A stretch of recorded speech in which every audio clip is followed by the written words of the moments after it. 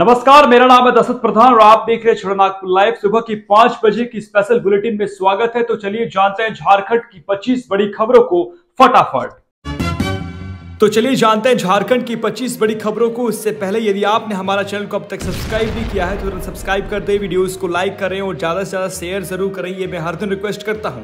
आज है 27 फरवरी, दिन है मंगलवार, हिंदी तिथि कृष्ण तृतीया। सूर्योदय का समय 6:30 सूर्यास्त का समय 6:04 तो इसी के साथ फटाफट दिन के इतिहास के विषय में जान लेते हैं। दरअसल 1988 में 27 फरवरी के दिन ही पहली बार भारत में हेलीकॉप्टर डाक सेवा की शुरुआत की गई थी। वहीं देखिए 1880 में थॉमस अल्वा एडिसन ने बिजली से चलने वाले बल्ब का पेटेंट कराया था। देखिए अमेरिका के महान आविष्कारक थॉमस अल्वा एडिसन का जन्म 11 फरवरी 1847 में हुआ था। उन्होंने मेहनत के दम पर 1093 पेटेंट अपने नाम किए हैं। उन्होंने अपने आविष्कार का दुनिया में लोहा मनवाया है। उनका सबसे बड़ा आविष्कार बिजली के बल्ब को माना जाता है। बताया जाता है कि बल्ब बनाने में थॉमस अल्वा एडिसन 10,000 से ज्यादा बार फेल हुए थे, लेकिन उन्होंने हार नहीं मानी और बल्ब का आविष्कार किया था। इसके साथ आपको यह जानकर हैरानी होगी कि थॉमस जन्म से ही बीमार थे, जिस वजह से उन्हें स्कूल से निकाल दिया गया था। वहीं कुछ और महत्वपूर्ण इतिहास को देखें तो 1931 में आज ही के दिन प्रसिद्ध स्वतंत्रता सेनानी चंद्रशेखर आजाद जी का निधन हुआ था। झारखंड के लोहरदगा में नक्सलियों का आतंक, जेसीबी ऑपरेटर को मारी गोली। झारखंड के लोहरदगा जिले के कुड़ू में उग्रवादियों ने फायरिंग की। इसमें सड़क निर्माण कार्य में लगी जेसीबी के ऑपरेटर को गोली लग गई। उसे अस्पताल में भर्ती कराया गया है। प्रधानमंत्री ग्रामीण सड़क रोजगार योजना के तहत लोहरदगा जिले के कुड़ू प्रखंड के ब्लॉक मोड़ कुड़ू से संद्रू होते हुए बुंधवा मोड़ तक सड़क का निर्माण कराया जा रहा है। सोमवार को 3 हथियारबंद उग्रवादी पहुंचे और फायरिंग करने लगे, जिससे जेसीबी ऑपरेटर के बाएं हाथ में गोली लग गई। ऑपरेटर को इलाज के लिए लोहरदगा सदर अस्पताल भेज दिया गया है। उग्रवादियों ने घटनास्थल पर पर्चा छोड़ते हुए घटना की जिम्मेदारी ली है। सूचना मिलने के बाद कुड़ू पुलिस मौके पर पहुंची और जांच में जुट गई है। म्यूटेशन के एवज में ले रहा था रिश्वत, एसीबी की टीम ने धर दबोचा। झारखंड के धनबाद से आई एसीबी की टीम ने सोमवार के गिरिडीह के तीसरी प्रखंड स्थित अंचल सब प्रखंड कार्यालय में छापेमारी कर राजस्व कर्मचारी राम नरेश चौधरी को 5,000 रुपया रिश्वत लेते रंगे हाथ गिरफ्तार कर लिया। वो जमीन का म्यूटेशन कराने के नाम पर रिश्वत ले रहा था। गिरफ्तार करने के बाद एसीबी की टीम उसे अपने साथ धनबाद ले गई और पूछताछ कर रही है। एसीबी की टीम इस कार्रवाई के बाद अंचल सब प्रखंड कार्यालय में हड़कंप मच गया है। सीजीएल पेपर लीक मुद्दे पर विधानसभा में फिर विपक्ष ने आज किया हंगामा। झारखंड स्टाफ सिलेक्शन कमीशन की ओर से आयोजित कॉमन ग्रेजुएशन लेवल परीक्षा पेपर लीक के मुद्दे पर झारखंड विधानसभा में एक बार फिर जोरदार हंगामा हुआ। सोमवार को मुख्य अतिथि विपक्षी दल भारतीय जनता पार्टी के विधायकों ने इस मुद्दे पर सदन को ठप कर दिया। एक बार के स्थगन के बाद जब सदन फिर से शुरू हुआ तो विपक्ष के लोग फिर से हंगामा करने लगे। हंगामे के बीच वित्त मंत्री डॉक्टर रामेश्वर उरांव ने वर्ष 2023-24 का आर्थिक सर्वेक्षण पेश किया। इसके बाद सदन को मंगलवार सुबह 11 बजे तक के लिए स्थगित कर दिया गया। गैंगस्टर प्रिंस खान के रिश्तेदारों व करीबियों की संपत्ति की जांच में जुटा ईडी।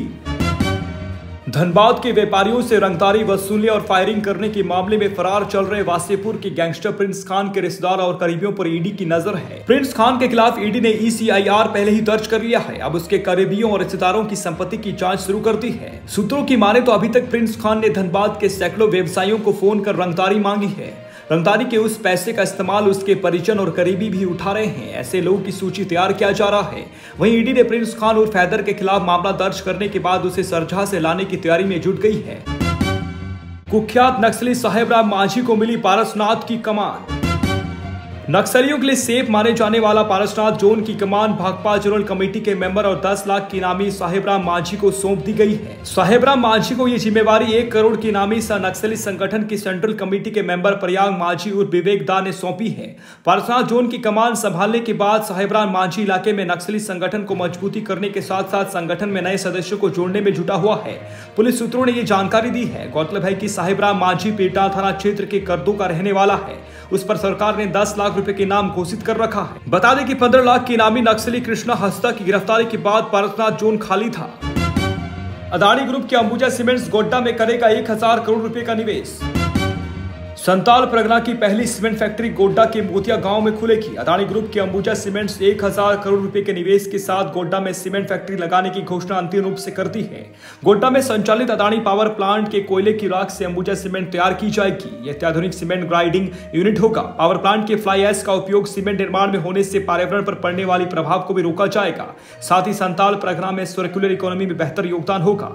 इस फैक्ट्री में प्रति वर्ष 4 मिलियन टन सीमेंट उत्पादन की क्षमता होगी। यह प्रोजेक्ट झारखंड राज्य राज्य में समावेशी व बुनियादी ढांचे के विकास के साथ साथ रोजगार के अवसरों को बढ़ावा देगी। इस यूनिट से शुरुआत में 2500 से अधिक लोगों के लिए प्रत्यक्ष और अप्रत्यक्ष रूप से रोजगार मिलेगा।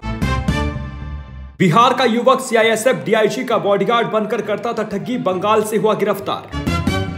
सीआईएसएफ के डीआईजी का बॉडीगार्ड बनकर लोगों से ठगी करने वाले एक शख्स को बोकारो जिला की पुलिस ने गिरफ्तार किया है। बिहार के इस ठग को पश्चिम बंगाल के हीरापुर से गिरफ्तार किया गया है। इसका नाम राजेश रंजन झा है। उसकी उम्र 34 वर्ष बताई जा रही है। बोकारो जिले के बारी कोऑपरेटिव के एक सब्जी विक्रेता से 20,000 रुपए की ठगी करने वाला यह फर्जी बॉडीगार्ड रविवार को पुलिस गिरफ्त में आया।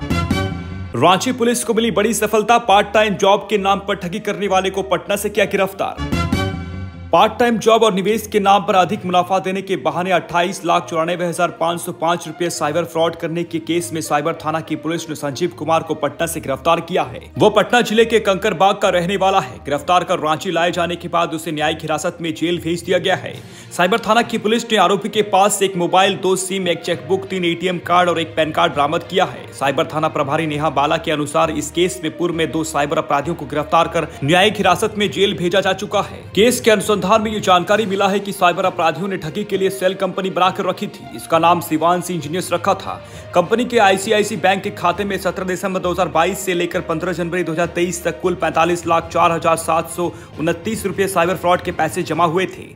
National cyber crime report portal के जरिए जानकारी मिली है कि संबंधित खाते में कर्नाटक, केरल, गुजरात, हरियाणा और तेलंगाना आदि के कुल 9 शिकायतें मिली हैं। इसके अलावा भी साइबर अपराधी ने अपने कंपनी के नाम पर बैंक खाते खुलवाए थे। इसमें कंपनी का नाम एडम हेल्थकेयर प्राइवेट लिमिटेड है। इस कंपनी का 2 अलग अलग बैंक में एक खाता है। शिवांश इंजीनियर्स का संचालक संजीव कुमार ही है। संजीव कुमार कॉमर्स में स्नातक है और उसने साइबर अपराधियों का पैसा खाते में लाने के लिए सेल कंपनी बनाई थी। हुंकार रैली में कुड़मी समाज ने दिखाई एकजुटता, बीजेपी व कांग्रेस पर साधा निशाना।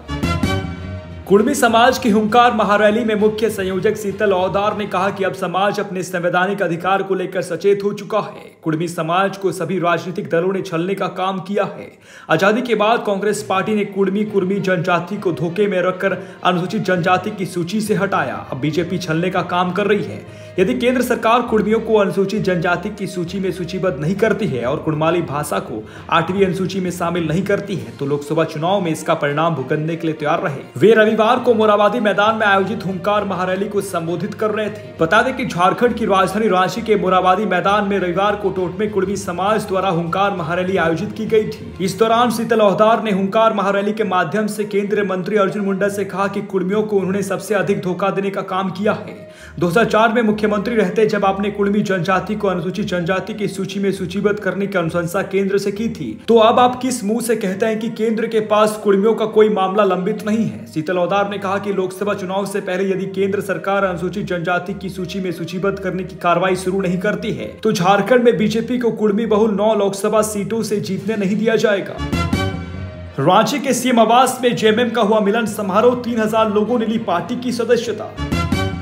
झारखंड के सीएम चंपा सोरेन के कांके रोड स्थित आवास में लोकसभा चुनाव से पहले झारखंड मुक्ति मोर्चा का मिलन समारोह आयोजित हुआ। समारोह को संबोधित करते हुए झारखंड के सीएम ने कहा कि हेमंत सोरेन को केंद्र प्रताड़ित कर रहा है। इसके विरोध में झामुमो का ये मिलन समारोह एक जन आंदोलन है। समारोह में 3000 से अधिक लोगों ने झामुमो की सदस्यता ग्रहण की। लातेहार में अपराधी बेलगाम बेडरूम में घुसकर ऑटो वाले को मारी गोली। लातेहार के बारियातू थाना क्षेत्र में अपराधियों का मनोबल इतना बड़ा हुआ है कि अपराधियों ने एक युवक को उसके बेडरूम में घुसकर गोली मार दी। घटना टोटी हैसला गांव की है। शनिवार रात करीब 11 बजे अपराधियों ने एक युवक को उसके बेडरूम में घुसकर गोली मार दी, जिससे मौके पर ही उसकी मौत हो गई। मृतक की पहचान प्रभु साव के 38 वर्षीय पुत्र ओम प्रकाश कुमार के रूप में हुई है। उधर घटना की सूचना मिलते ही बालूमाथ एसडीपीओ और थाना प्रभारी राजा तिलवार घटनास्थल पर पहुंचे और शव को कब्जे में लेकर मामले की जांच में जुट गए। वहीं इस घटना को लेकर रविवार की सुबह मृतक के परिजनों ने अपराधियों की गिरफ्तारी को लेकर NH 99 को जाम कर दिया। जाम की सूचना मिलते ही बालूमाथ एसडीपीओ और थाना प्रभारी दिलावर जाम स्थल पहुंचे और जाम को हटवाया। पुलिस फिलहाल परिजनों से पूछताछ कर मामले की पड़ताल में लगी है। रांची पुलिस ने किया ऑनलाइन सट्टेबाजी गिरोह का भांडाफोड़, 7 अरेस्ट। भारत और इंग्लैंड के बीच खेले जा रहे चौथे टेस्ट मैच के तीसरे दिन रांची पुलिस ने 7 लोगों को गिरफ्तार किया है। ऑनलाइन सट्टेबाजी से जुड़े ये सभी लोग बोकारो और धनबाद के रहने वाले हैं।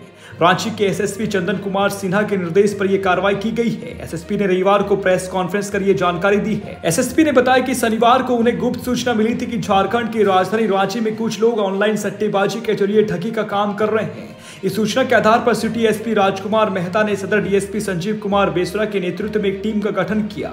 इस स्पेशल टीम ने न्यू नगर बांधगाड़ी दीपाटोली स्थित उमाशंकर सिंह पिता स्वर्गीय सतीश के घर में छापेमारी की। इस दौरान उमाशंकर सिंह के घर में संदिग्ध अवस्था में 7 लोग मिले। इनके पास से लैपटॉप, फर्जी एटीएम कार्ड एवं मोबाइल फोन के सिम मिले हैं। वहीं इनकी निशानदेही पर वहां से करीब 100 मीटर आगे रविंद्र सिन्हा के फ्लैट में भी छापेमारी की गई। रविंद्र सिन्हा के फ्लैट से पुलिस को भारी संख्या में मोबाइल फोन के सिम, एटीएम कार्ड, पासबुक एवं अन्य संदेहास्पद सामान के साथ साथ 11,53,500 रुपया भी मिले हैं।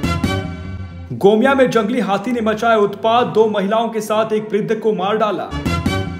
गोमिया के कोदवाटाण गांव में जंगली हाथी ने एक वृद्ध को पटककर मार डाला। वहीं कोदवाटाण और चिलियाटाण गांव में 2 महिला को पटककर घायल कर दिया। हाथी ने महिला को सूंड से उठाकर फेंक दिया, जिससे वो गंभीर रूप से घायल हो गई। फिर इलाज के दौरान उनकी भी मौत हो गई। घटना रविवार सुबह करीब 6:30 बजे की है। बिहार के नवादा से आए प्रेमी ने धनबाद के प्रेमिका को गला रेतकर मार डाला। धनबाद में बिहार के नवादा से मिलने आए प्रेमी ने अपने प्रेमिका का गला रेत दिया। घटना के बाद उसे गंभीर अवस्था में अस्पताल में भर्ती कराया गया।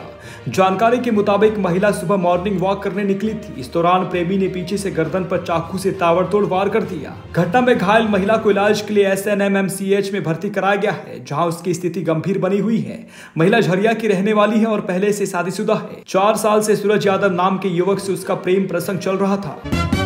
झारखंड की 25 बड़ी खबरों की बुलेटिन में बने रहने के लिए धन्यवाद। चैनल को सब्सक्राइब कीजिएगा, वीडियोस को लाइक कीजिएगा और अपनों के बीच शेयर जरूर कीजिएगा। धन्यवाद। जोहार।